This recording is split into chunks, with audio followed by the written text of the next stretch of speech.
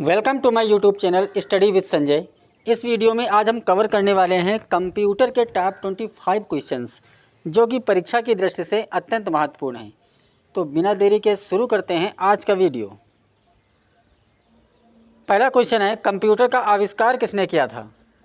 Options हैं John Logie Baird, Charles Darwin, Charles Babbage, James वाट।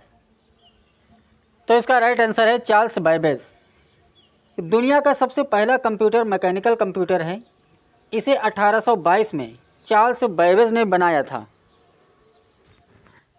अगला प्रश्न है, पीसी का पूर्ण रूप क्या है? ऑप्शंस हैं सार्वजनिक कंप्यूटर, व्यक्तिगत कंप्यूटर, समस्यात्मक कंप्यूटर या धनात्मक कंप्यूटर।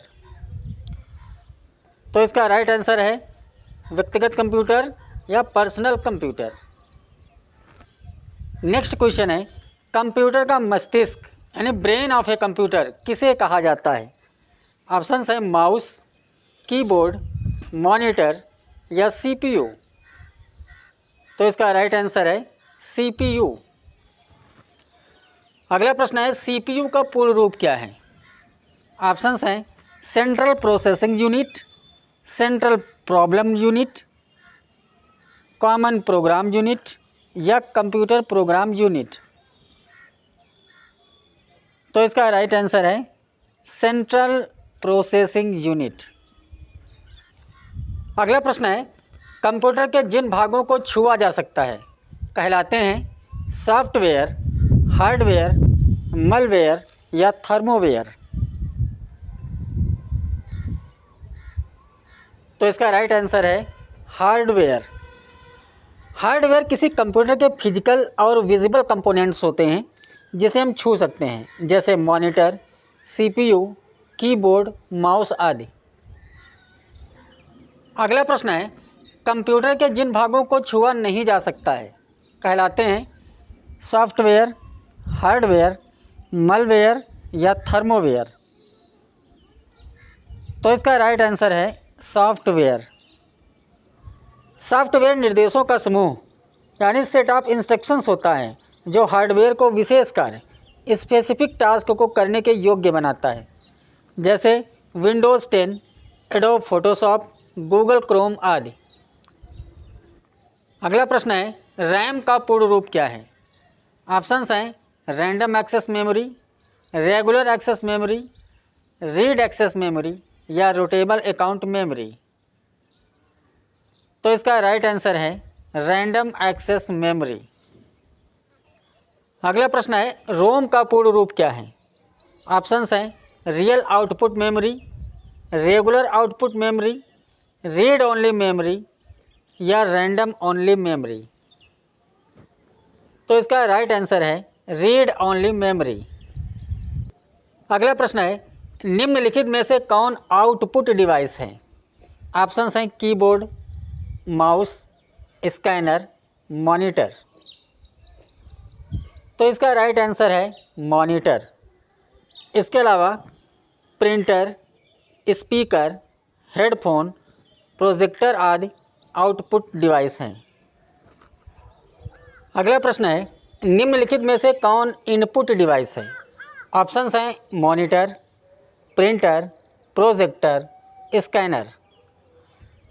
तो इसका राइट आंसर है स्कैनर। इसके अलावा keyboard, touch pad, joystick, mouse, barcode reader ये भी हमारे इनपुट डिवाइस हैं। अगला प्रश्न है, निम्नलिखित में से कौन सी डिवाइस इनपुट व आउटपुट दोनों है? ऑप्शंस हैं मॉनिटर, स्पीकर, स्कैनर, मोडेम। तो इसका राइट आंसर है मोडेम। इसके अलावा digital camera, pen drive, touch screen, CD, DVD, webcam, fax ये भी हमारे इनपुट व आउटपुट दोनों डिवाइस हैं। अगला प्रश्न है, कीबोर्ड में कितने बटन या चाबियां होती हैं? ऑप्शंस हैं 100, 104, 108, 110। तो इसका राइट आंसर है 104।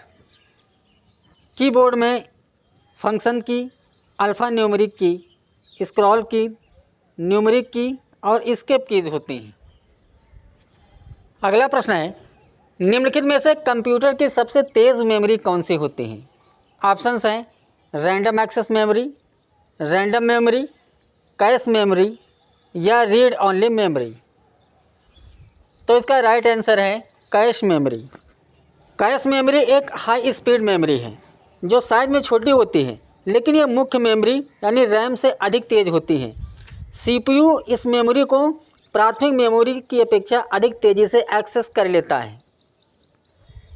अगला प्रश्न है कंप्यूटर चिप किसकी बनी होती है? ऑप्शंस हैं सिलिकॉन, इस्पात, तांबा या लोहा।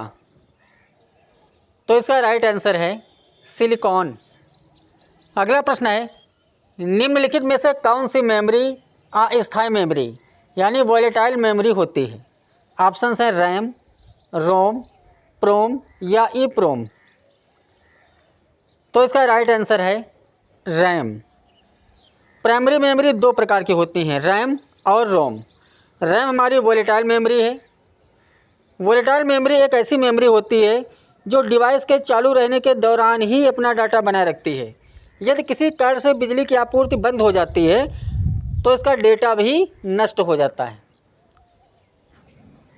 अगला प्रश्न है निम्नलिखित में से कौन सी मेमोरी स्थायी मेमोरी होती है? ऑप्शंस हैं रैम, रोम, प्रोम या ईप्रोम। तो इसका राइट आंसर है रोम। नॉन वॉलेटाइल मेमोरी एक ऐसी मेमोरी होती है जिसमें बिजली की सप्लाई बंद होने के बाद भी इसका डेटा नष्ट नहीं होता है। अगला प्रश्न है कंप्यूटर निम्नलिखित में से कौन सी भाषा समझता है? ऑप्शंस हैं जावा भाषा, सी भाषा, द्विआधारी भाषा या वस्तु भाषा। तो इसका राइट आंसर है द्विआधारी भाषा यानी बाइनरी लैंग्वेज। अगला प्रश्न है कार्य के आधार पर निम्नलिखित में से कौन सा कंप्यूटर का प्रकार नहीं है? ऑप्शंस हैं डिजिटल, एनालॉग, हाइब्रिड, रिमोट। तो इसका राइट आंसर है रिमोट। अगला प्रश्न है कंप्यूटर का निम्नलिखित में से कौन सा डेटा सबसे छोटा होता है? ऑप्शंस हैं बिट, किलोबाइट, निबल या बाइट। तो इसका राइट आंसर है बिट। अगला प्रश्न है 1 MB कितने KB के बराबर होता है? ऑप्शंस हैं 524 KB, 752 KB, 1000 KB या 1024 KB। तो इसका राइट आंसर है ऑप्शन डी 1024 KB। अगला प्रश्न है 1 GB कितने MB के बराबर होता है? ऑप्शंस हैं 524 MB, 752 MB, 1000 MB या 1024 MB। तो इसका राइट आंसर है ऑप्शन डी 1024 MB। अगला प्रश्न है MS वर्ड में MS का क्या अर्थ है? ऑप्शंस है मल्टी स्टैंडर्ड, माइक्रोसॉफ्ट या मेमोरी सिस्टम। तो इसका राइट आंसर है माइक्रोसॉफ्ट। अगला प्रश्न है कंप्यूटर प्रोग्राम में त्रुटियों को क्या कहा जाता है? ऑप्शंस हैं स्पैम, वायरस, बग्स या फॉलीज। तो इसका राइट आंसर है ऑप्शन सी बग्स।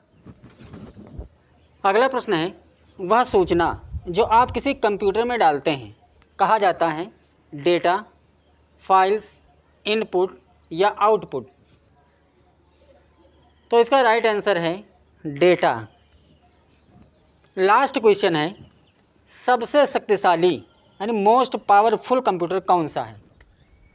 ऑप्शंस हैं laptop, palm top, mini computer या सुपर कंप्यूटर।